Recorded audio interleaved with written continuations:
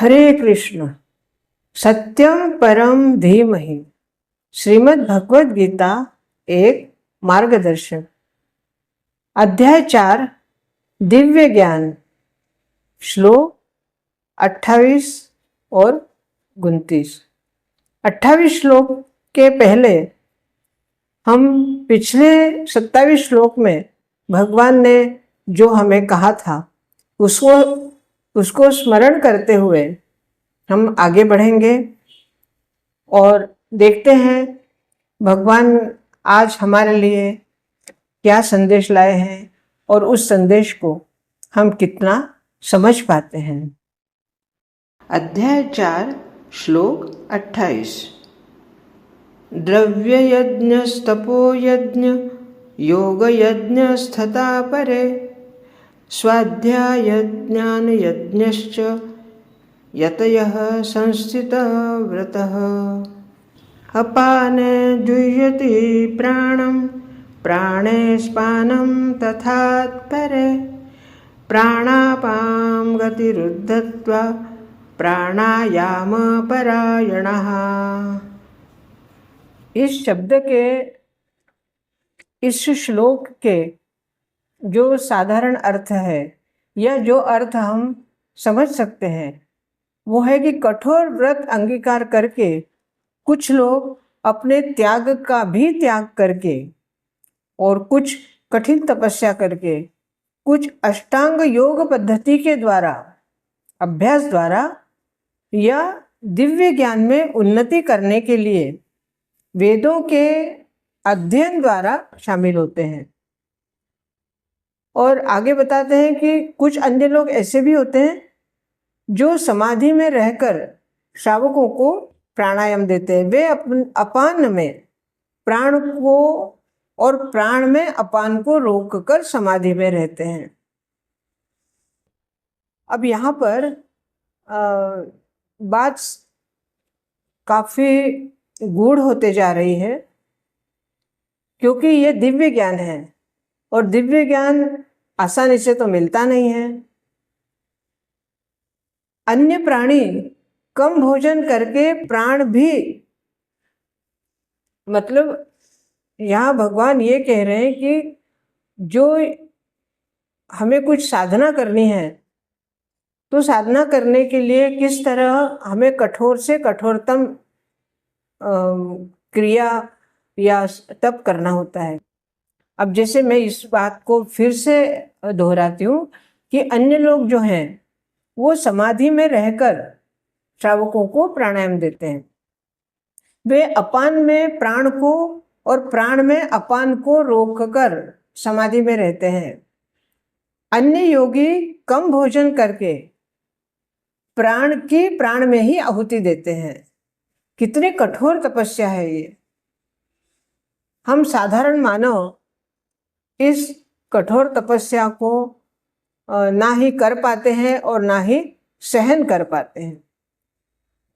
इन यज्ञों के कई वर्ग कहे जा सकते हैं। जैसे बहुत से लोग विभिन्न प्रकार के दान पुण्य द्वारा अपने अपने निषेध का यज्ञ करते हैं।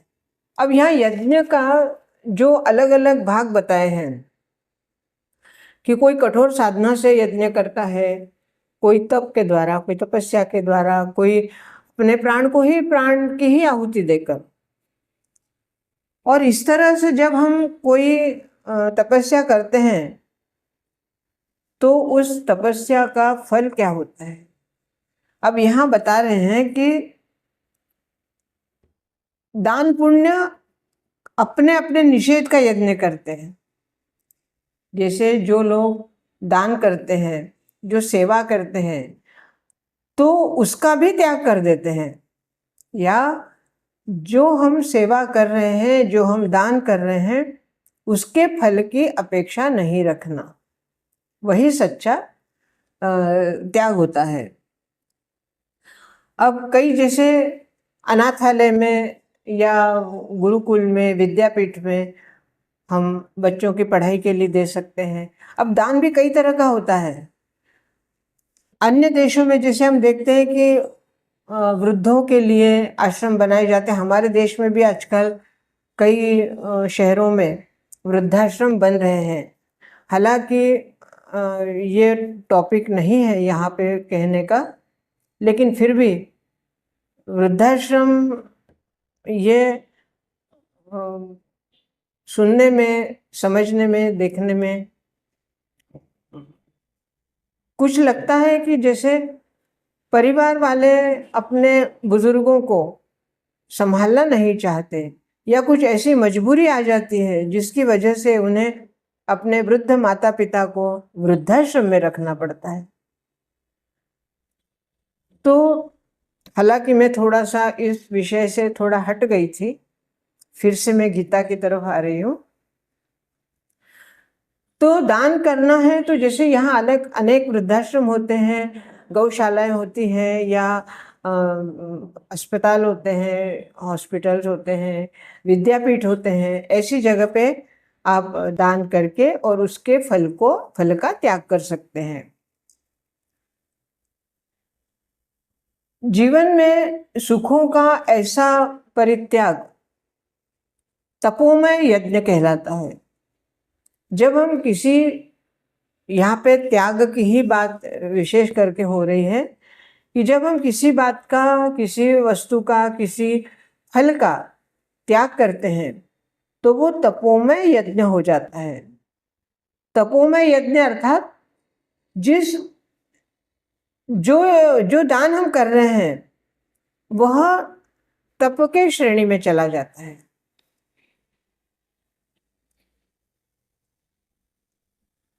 अब कुछ लोग ऐसे होते हैं जो तीर्थ स्थानों की यात्रा करते हैं, वहां पे अनुष्ठान यज्ञ करते हैं, कुछ भौतिक जगत में सिद्धि प्राप्त करने के लिए कार्य करते हैं। कुछ लोग ऐसे भी होते हैं कि जो वैदिक साहित्य है, उपनिषद है, वेदांत सूत्र है, सांख्य दर्शन है, इस सब के अध्ययन में अपना ध्यान लगाते हैं, और इसे स्वाध्याय यज्ञ कहा जाता है। यज्ञ के भी जैसे शुरू में ही कहा गया है कि यज्ञ के वर्ग है अर्थात अलग अलग भाग है कि भी कौन से कर्मों को कौन सा यज्ञ कहा जाता है। तो यही बताया जा रहा है कि तीर्थ स्थानों में जो यात्रा करते हैं वहाँ अनुष्ठान योग किया जाता है, और ये सभी योगी विभिन्न प्रकार के यज्ञों में रहते हैं। अब जो योगी लोग हैं यहाँ पर गृहस्थ धर्म के लिए विशेष अलग से योग नहीं बता रहे, लेकिन योगी का नाम लिया गया, जिसे जो योगी संत होते हैं जो अलग अलग तीर्थ स्थानों में जाकर यात्रा करके, यज्ञ करके, अनुष्ठान करके, और उस कार्य को, उस क्रिया को तपोमय बना देते हैं। अब तपोमय बनने के बाद उसके फल का त्याग तो अपने आप ही हो ही जाता है, या वो गौण है, ये त्याग तो होना ही है। अब यहाँ पे कई लोग ऐसे भी देखे गए हैं, वे सभी योगी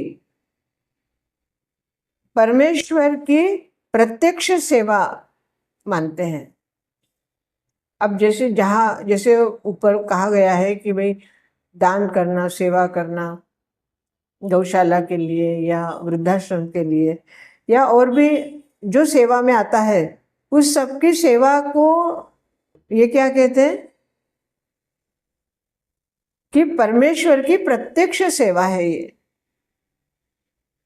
अब परमेश्वर की प्रत्यक्ष सेवा, जैसे हम अपने गृहस्थ जीवन में भी इस बात को समझते हैं कि माता पिता की, अपने बुजुर्गों की, बड़ों की सेवा करना वही परमेश्वर की सेवा है।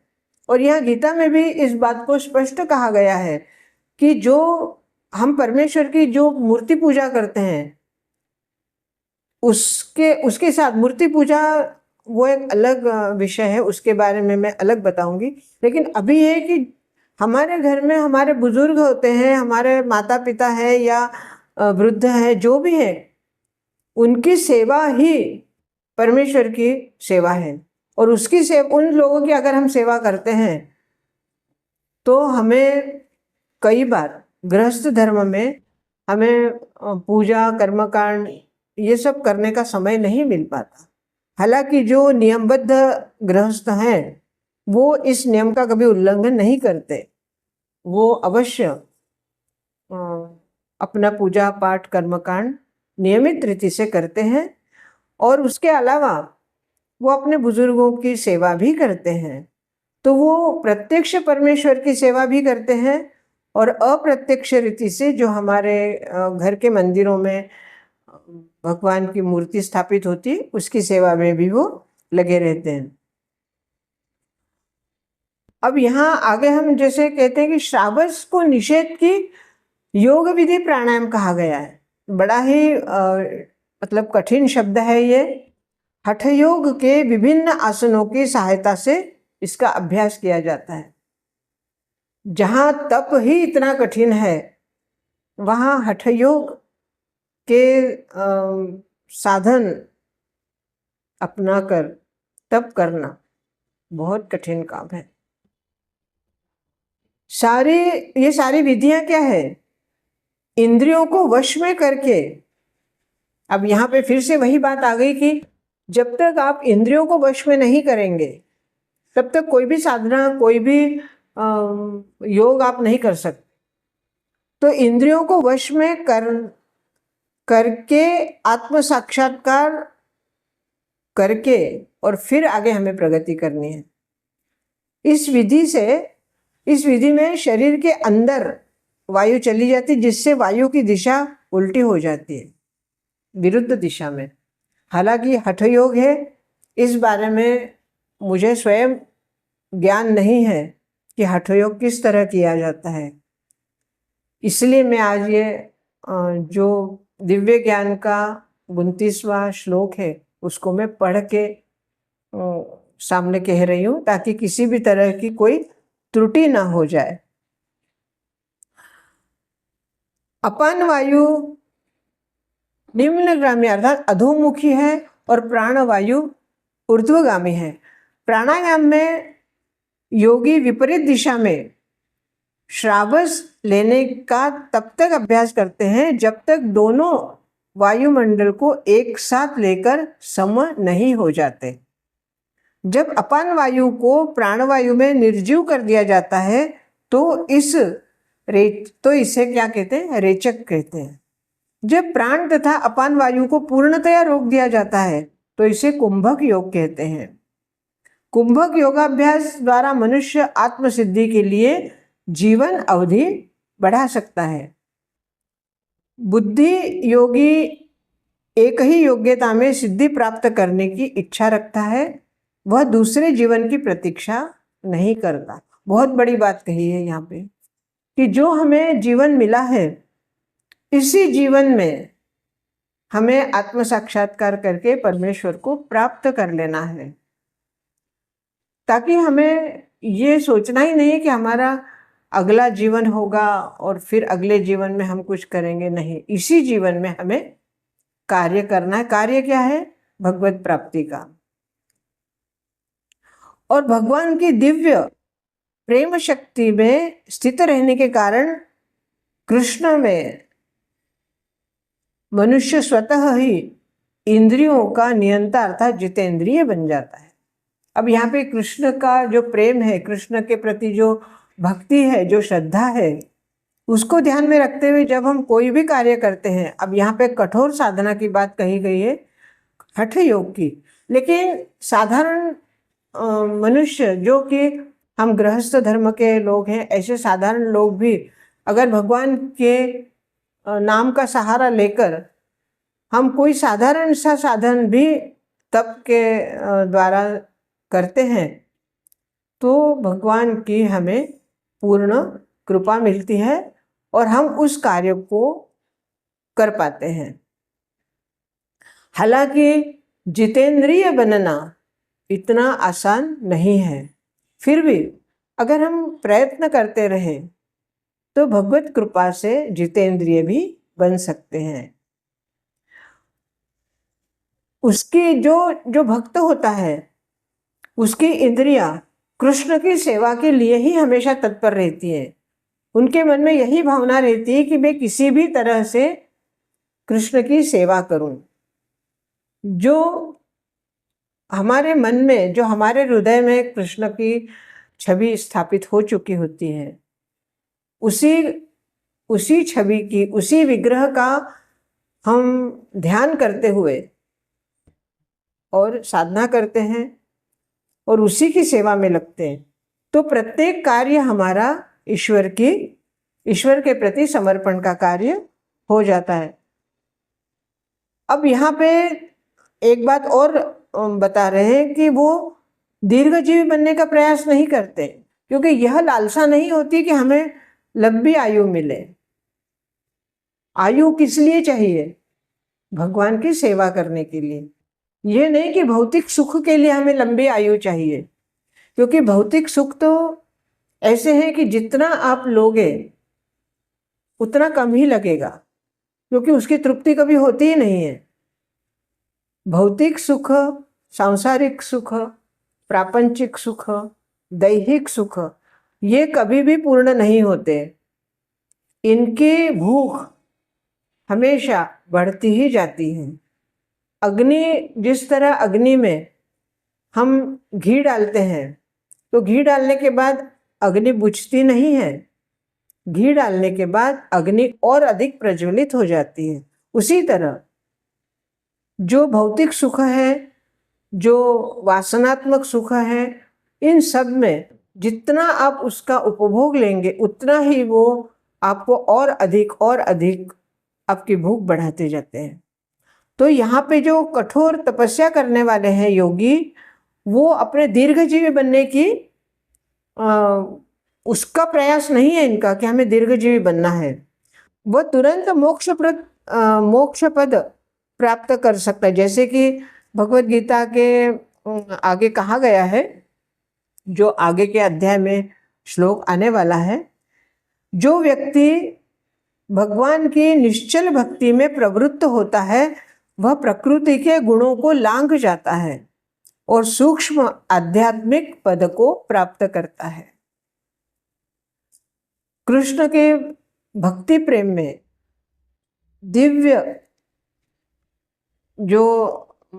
दिव्यता जो प्राप्त होती है, मूलतः उसका पतन कभी नहीं होता, क्योंकि एक बार भगवान की कृपा जब आपको मिल जाती है तो उसका पतन नहीं होता। क्योंकि भगवान की कृपा आपके पास है तो आप कभी ऐसा कार्य करेंगे ही नहीं जिसकी वजह से आपका पतन हो, और आपका पतन नहीं होगा तो भगवान की कृपा भी कभी हमसे दूर नहीं होती। अंततः वह व्यक्ति भगवत धाम को ही जाता है, भगवत धाम की उसको प्राप्ति होती है। कृष्ण प्रसादम जिसको कहते हैं वह क्या है? स्वस्थ रहने में स्वतः कम खाने की आदत है। बहुत छोटी छोटी बातें हैं, लेकिन प्रत्येक छोटी बात को अगर हम ध्यानपूर्वक पढ़ें, ध्यानपूर्वक सुने और ध्यानपूर्वक समझेंगे तो हमें पता चलेगा कि गीता का एक एक अक्षर हमारे लिए अमृत है, और उस अमृत की एक एक बूंद हम ग्रहण जब करते हैं तो हमारे जीवन में एक नई चेतना भर जाती है। हमारा शरीर रोमांचित हो जाता है, हमारा मन प्रफुल्लित हो जाता है, और हमारे आंखों में सिर्फ भगवान की छवि रहती है।